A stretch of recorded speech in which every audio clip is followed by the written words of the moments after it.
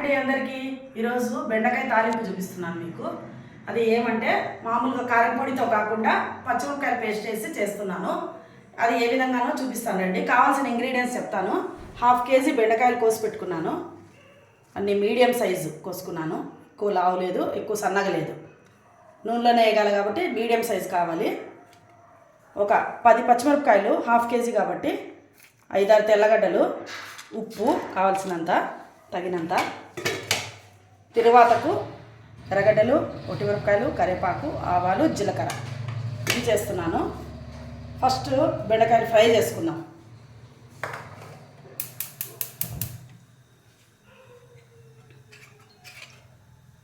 First బెండకాయలు fry చేసుకొని పక్కకు తీసుకొని తర్వాత తిరువాత వేసుకుందామండి. చూడు ఆయిల్ చూడండి పడుతుంది. తర్వాత తిరువాత కూడా ఆయిల్ వేసుకోవాలి కాబట్టి ఇప్పుడు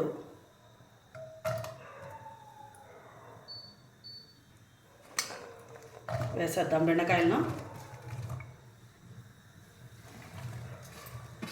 ఈ ఫ్రై అయిపోలేపు మనము ప్రాసెస్ చెప్తాను ఏ విధంగా చేసుకోవాలో. ఫస్ట్ దీళ్ళను బాగా వేపుకుందాము నూనెలో.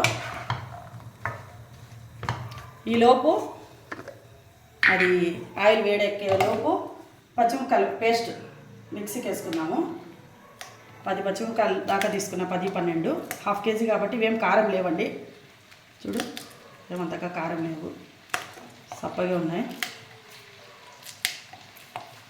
తుంచేసుకుంటే మనకు మళ్ళీ ఎక్కడన్నా మిస్ కాకుండా ఉంటుంది. తెల్లగడ్డలు, ఉప్పు కావాల్సంటే తర్వాత చూసి సాల్ట్ కలుపుకున్నాము. ఫస్ట్ దీన్ని గ్రైండ్ చేసుకున్నాము.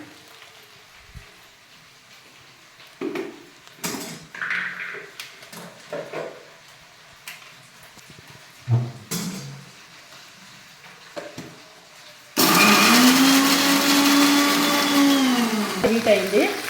మీడియం ఫ్లేమ్ పెట్టినాను చూడండి. మీడియం ఫ్లేమ్ చాలు దీనికి. మీడియం ఫ్లేమ్తో ఒక 10 మినిట్స్ వేపుకోవాలి. ఆయిల్లోనే ఇవి ఈ బంక్ అంతా పోతుంది కూడా. ఫస్ట్ ఫ్రై చేసుకొని తర్వాత వేసుకుందాం. పేస్ట్ పచ్చిమిరపకాయల పేస్ట్ బాగా మెత్తగా అయిపోయింది. పచ్చనే పర్వాలేదు, బాగా వస్తుంది. మూసేద్దాం కొద్దిసేపు దీన్ని. ఇవి 10 మినిట్స్ ఒక వేపుకుందాము ఈ బంక పోయే వరకు. తర్వాత వేసుకుందాం. ఈ బెండకాయని రైస్లోకైతే పప్పు రసంలోకి కారం పొడి వేసి బెండకాయ ఫ్రై చేసుకుంటాము మామూలుగా తాలింపు. కానీ ఇప్పుడు చపాతీకి రొట్టెలేకైతే ఖచ్చితంగా పచ్చిమిరపకాయ పేస్ట్ వేస్తేనే అది ముద్దగా ఉంటుంది, ఆ టేస్ట్ బాగుంటుంది. రైస్లోకి కారం పొడి బాగుంటుంది. ఇది రాయలసీమలోనే చేసుకుంటారు, కానీ అనంతపురం డిస్టిక్, తాడిపత్రి, అనంతపురం సైడు ఎక్కువగా తాలింపుతో, ఉల్లగడ్డ తాలింపు, బీన్స్ తాలింపు, రొట్టె చపాతీ, బెండకాయ తాలింపులతో రాయలసీమ అయినా కూడా ఆ అనంతపురం ప్రాంతంలో, తాడిపత్రి అక్కడ ఎక్కువ తాలింపులు చేసుకొని టిఫిన్కే చేస్తుంటారు. ఎక్కువగా రొట్టె చపాతీకి చేసుకుంటారు. టిఫిన్కే చేస్తామండి బెండకాయ చపాతీ. మీరు చపాతీ ఏంది బాగుంటుంది అని ఇక్కడ అనుకుంటారు కొంతమంది. కానీ ఇదంటే చపాతీ నానబెట్టినాను. చపాతీ పిండి కొద్దిసేపు అయింది, 1/2 అవర్ అయింది, నానింది. అవి ఏగేలోపు తర్వాత మనం చపాతీ కూడా కొద్దిసేపు అయినా చేసుకుందాము. చూపిస్తాను.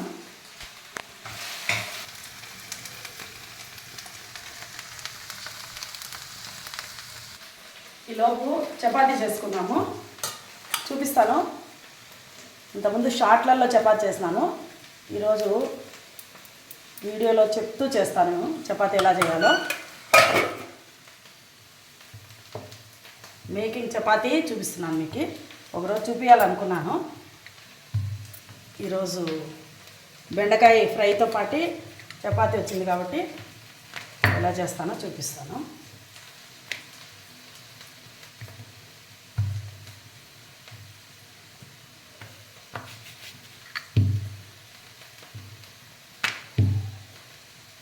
ఇలా సాదుకోవాలండి. ఫస్ట్ సాదుకున్న తర్వాత 1 స్పూన్ నూనె వేసుకోవాలి. 1/4 స్పూన్ అయినా సరిపోతుంది. స్పూన్ నూనె వేసుకొని అంతా పూసుకొని పిండిని ఈ విధంగా వేసుకోవాలి. అంటే డైలీ చేసే మాదిరి కాదా ఇప్పుడు చపాతీ డైలీ చేస్తుండేది? త్రికోణం చేస్తాను. ఇది కూడా చేస్తాను నేను అప్పుడప్పుడు. ఇది ఎప్పుడన్నా తక్కువే చేసేది. ఇది కొంచెం టైం పడుతుంది. మామూలుగా త్రికోణం లాగా మడత పెట్టి ట్రయాంగిల్ మడత పెట్టి చేస్తాను. ఇప్పుడు దీన్ని ఇట్లా ఇట్లా హోల్డ్ చేస్తున్నాను. మధ్యలో ఇది కలుపుదాము. బెండకాయ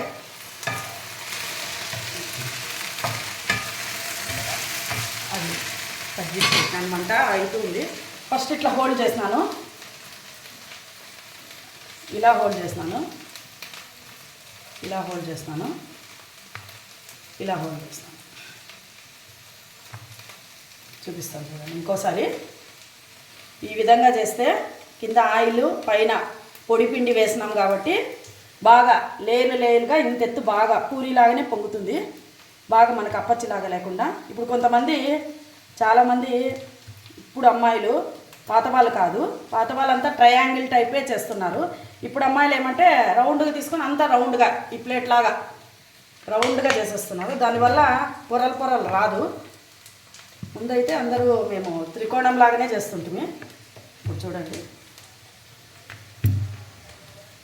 ఎంత బాగా పొంగుతుందో ఇది.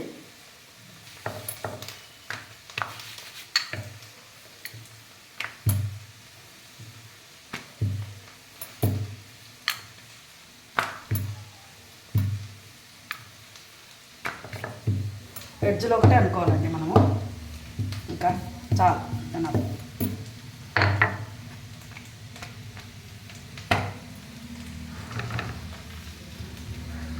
ఇంకోటి చేద్దాం. ఈ విధంగా చేసుకోండి. ఎప్పుడన్నా టైం ఉన్నప్పుడు నిదానంగా టైం ఉన్నప్పుడు చేసుకోండి. ఇది బాగుంటుంది. ఫాస్ట్గా అయితే మీరే పద్ధతి చేస్తారో అదే చేసుకోండి. ఎప్పుడన్నా బాగుండాలా ఏమన్నా అదేమి మష్రూమ్ కర్రీ, గోబీ కర్రీ అలాంటివి చేసుకున్నప్పుడు ఇట్లా చేసుకోండి. ఈ షేప్లోనే బాగుంటాయి. అదే అలాంటివి చేసుకున్నప్పుడు ఈ విధంగా చేసుకోండి చపాతీ.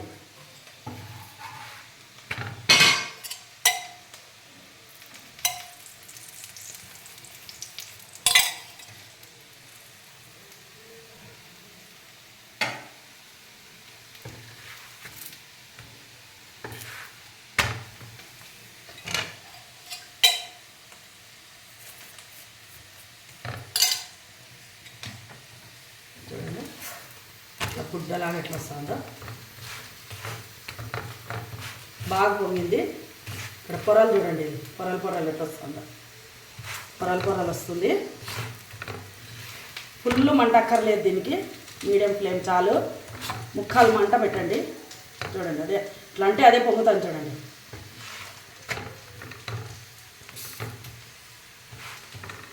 చపాతీ బాగా స్మూత్ కూడా ఉంటుంది. చక్కగా ఉంటుంది, అసలు చాలా బాగుంటుంది. ఈలోపు ఒకసారి దీన్ని కలుపుకుందాము. బెండకాయ అప్పుడే బంకంతా తగ్గిపోయింది, తగ్గిపోతూ ఉంది బెండకాయ.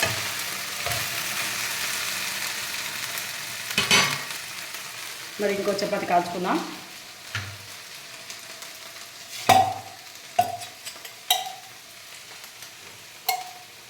మరి ఎక్కువేం ఆయిల్ వేయనండి నేను, ఓన్లీ 2 స్పూన్స్ వేస్తాను.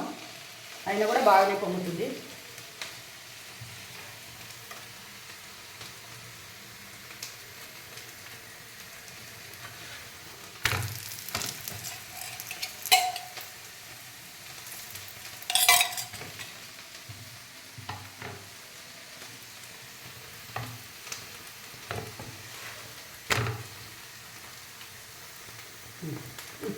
ఎట్లా వస్తాను చూడు.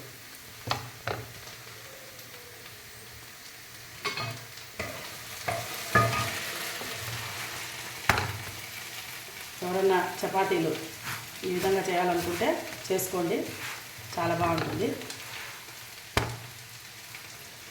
పొరలు ఇట్లా వచ్చేస్తుంది అంతే, పై నీట్గా ఎక్కడ కావాలంటే అక్కడ వస్తుంది పొర.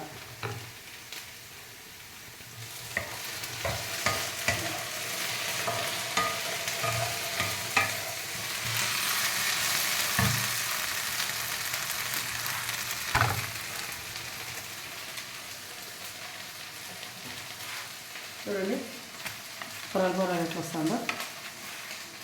ఈ విధంగా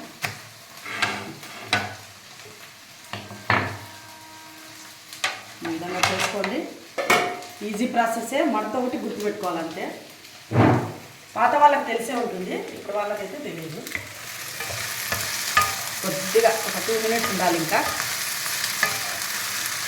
చూడండి, ఇది గుర్తు ఇట్లా అంటే ఇట్లా పడాలా, బంక రావట్లేదు కదా. ఇప్పుడు చాలామంది తిరువాతలోకే బెండకాయ వేస్తారు, కానీ పచ్చిమిరపకాయలు పేస్ట్ వేసినప్పుడు ఈ విధంగా చేసుకుంటే బాగుంటుంది. దీంట్లోకి ఆయిల్ వేసుకున్నాం, అందుకే అప్పుడు మీడియం వేస్తున్నాను ఆయిల్. ఇప్పుడు ఆనియన్స్ వేయడం కోసం ఇంకొద్దిగా ఆయిల్ వేసుకున్నాను.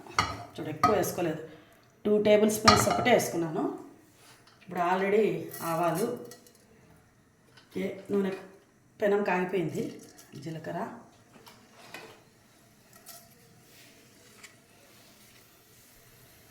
పొట్టిమిరపకాయలు, కరివేపాకు, ఆనియన్స్, ఎర్రగడ్డలు చిన్న చిన్న ముక్కలు దొరుకుతున్నాను. ఎర్రగడ్డలు కొంచెం సేపు మగ్గనిద్దాం.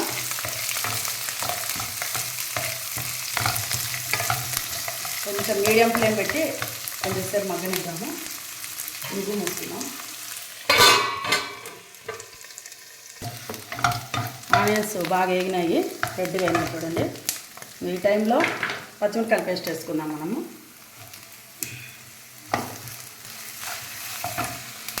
చూసుకోండి, ఎక్కువ అవుతుందేమో, కొద్దిగా ఉండిచ్చినాను.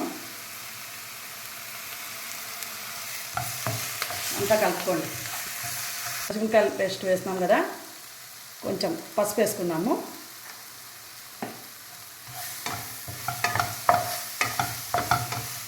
బెండకాయకి వేగడానికి ఆయిల్ ఎక్కువ వేస్తాను కాబట్టి ఇప్పుడు తిరువాతలో కొద్దిగా తక్కువ వేసుకున్నాను, అందుకే సిమ్ పెట్టే ఎర్రగడ్డలు వేయించినాను. ఇంకా ఆయిల్ అంతా ఎక్కువ అవుతుంది, మరి మనకి ఇప్పుడు అక్కడ బెండకాయలు వేసేటప్పటికి సరిపోతుంది. బాగా సిమ్ పెట్టి వేపుదాం పచ్చిమిరపకాయల పేస్ట్. ఇది ఈ విధంగా చేయడం వల్ల ముద్దగా ఉంటుంది కదా, ముద్దగా ఉంటుంది. రైస్లోకైనా బాగుంటుంది,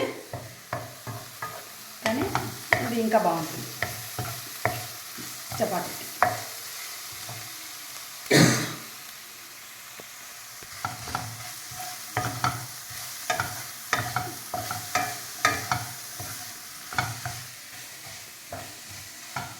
వేసేద్దాం బెండకాయలు.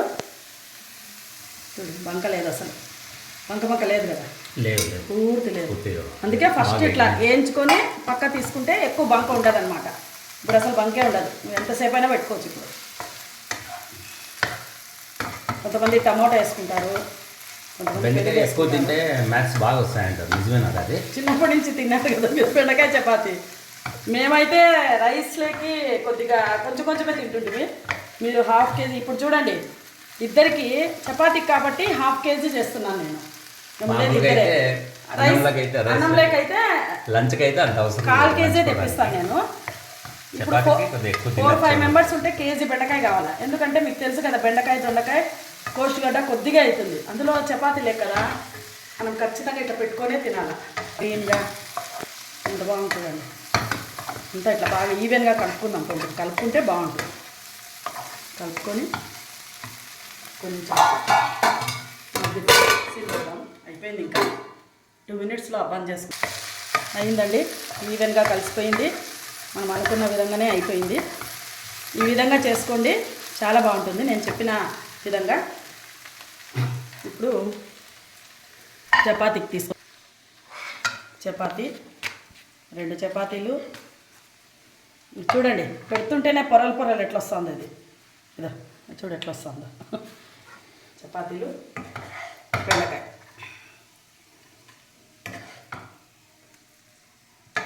ఉదయం పూట చేసుకుంటే టిఫిన్కి మధ్యాహ్నం వరకు ఆకలి కాదు. క్వాంటిటీ కూడా మనము ఇవి ఎక్కువ తిన్నట్లయితుంది. అన్నంలోకి ఎక్కువ తినలేము. ఇప్పుడు చూడండి ఎంత కలర్ఫుల్గా ఉందో. బెండకాయ చపాతీ రెడీ. ఈ నేను చేసిన విధానంగా బెండకాయ చపాతీ, నేను మేకింగ్ చపాతీ చేస్తున్నాను కదా, ఈ విధంగా చేసుకొని ట్రై చేసి తిని చూడండి. మీకు నచ్చినట్లయితే మా రాధికా లాగ్స్ని లైక్ చేయండి, షేర్ చేయండి, సబ్స్క్రైబ్ చేయండి.